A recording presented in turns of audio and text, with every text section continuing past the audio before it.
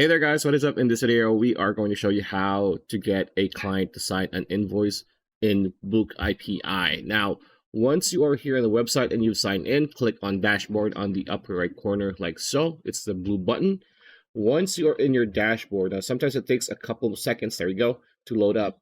You want to look at your left-hand side. This is your main menu here on your dashboard. Click on invoice, right? This is where all your invoices are going to be listed. Now, choose the invoice you want to send to your customer or client so they could sign it. So we're going to choose this one, right? So if you set your invoices right, which means you toggle to enable client signatures, you're going to scroll down and it's going to see this option that says John Doe, which is your client, and then they can just sign in and they could just write the date here, right?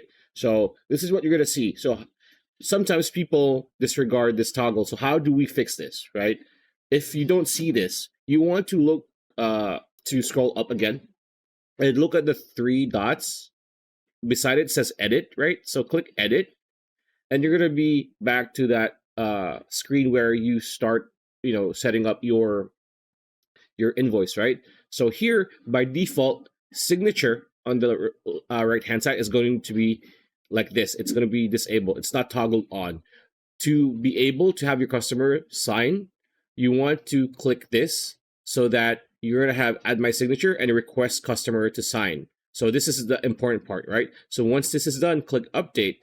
And then if you scroll down, you're going to see this now. So after this, just send this to your customer and just have them, like have an app so they could write their signature, sign it, and put the date on. So that's pretty much it. That's a video. Hope you liked it. Like, comment, share, subscribe, ring that bell icon. We'll see you on the next video.